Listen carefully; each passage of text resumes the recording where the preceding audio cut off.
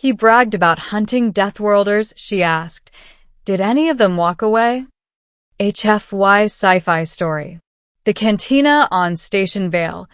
9 was alive with the usual cacophony of off-duty mercenaries and traders bragging about their kills, credits, or conquests. The air smelled of engine coolant, ethanol, and the tang of ozone from too many discharged plasma pistols.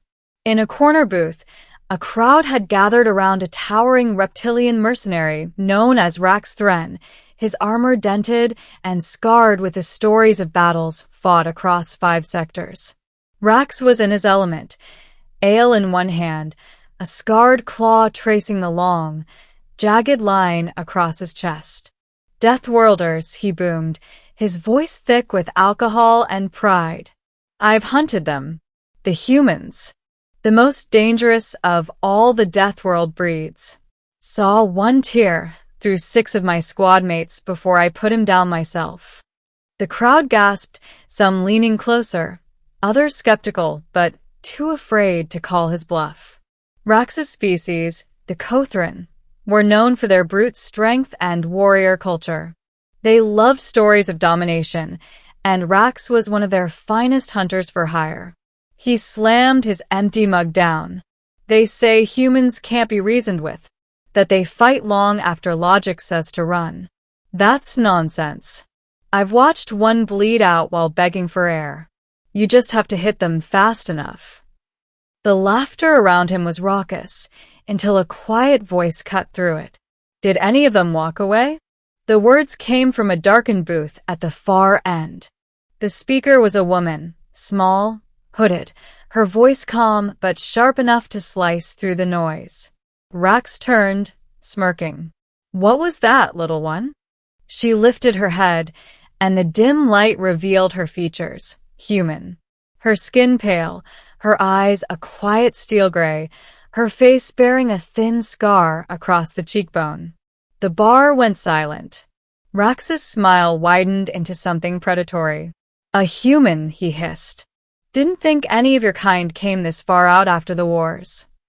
Some of us prefer peace, she said. Others prefer to remember. Rax chuckled. Then remember this. Your kind falls like the rest. Tough, yes, but not immortal.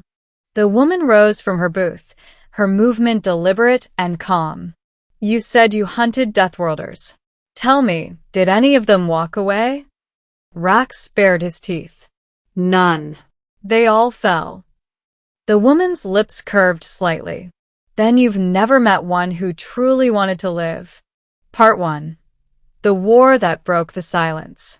The next morning, word spread fast through the station. The human had challenged Rax to a duel, a sanctioned fight in the arena dome, where disputes were settled the old-fashioned way, with blood and spectacle. For most, it was madness. The Kothren were bred for combat, their bones plated, their muscles woven with carbon fibers from birth. A human, even one trained, didn't stand a chance. But the human, whose name the logs later listed as Captain Mara Vance, didn't seem to care. She walked to the arena with the calmness of a person going to a meeting. No fanfare, no visible weapons beyond a slim combat knife at her belt.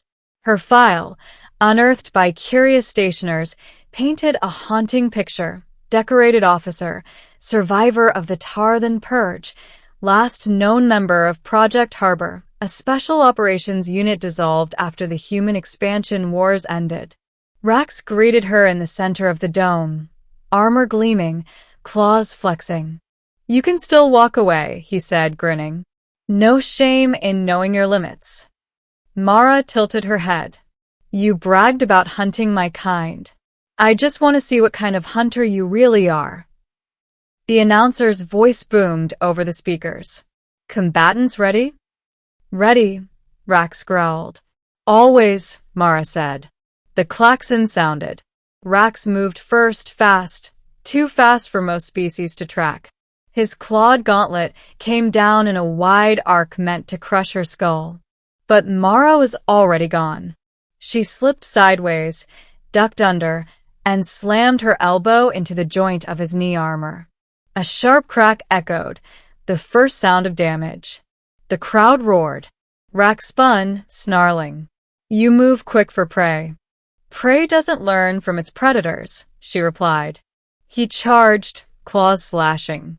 She rolled beneath him, caught his arm mid-swing, and used his own momentum to flip him onto his back with a sickening crunch.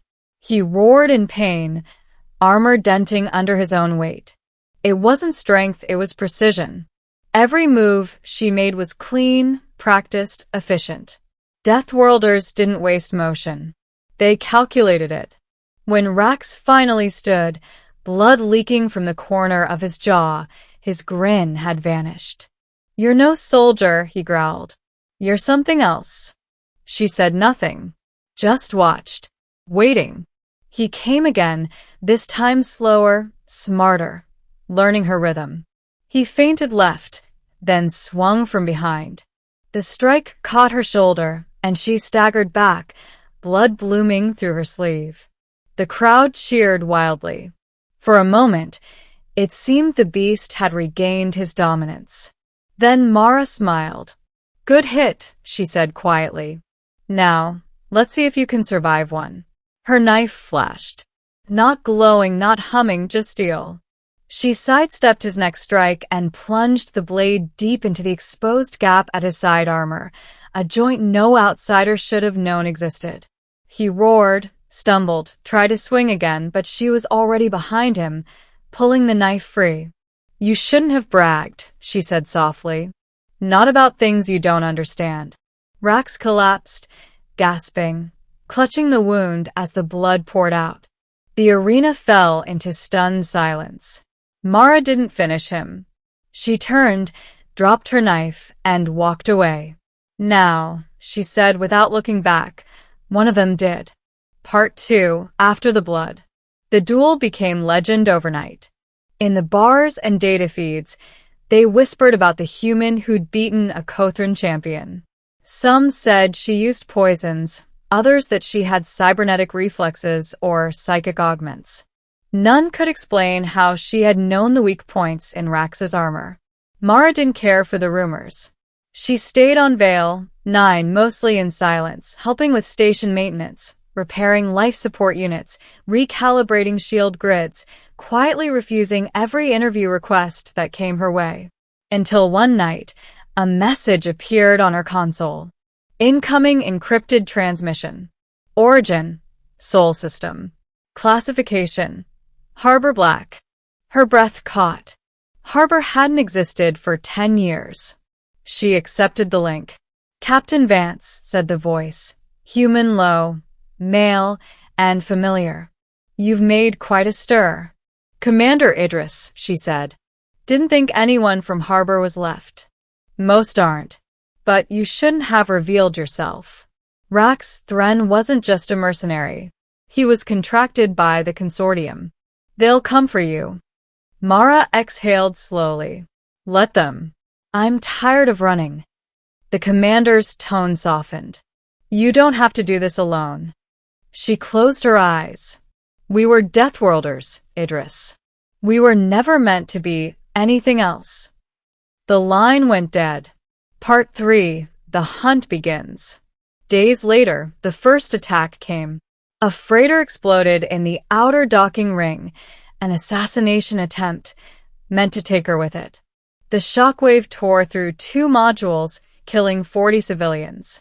By the time security arrived, Mara had already found the first assassin, a synthetic construct, its skull crushed against a bulkhead. She didn't wait for the next move. Deathworlders didn't wait.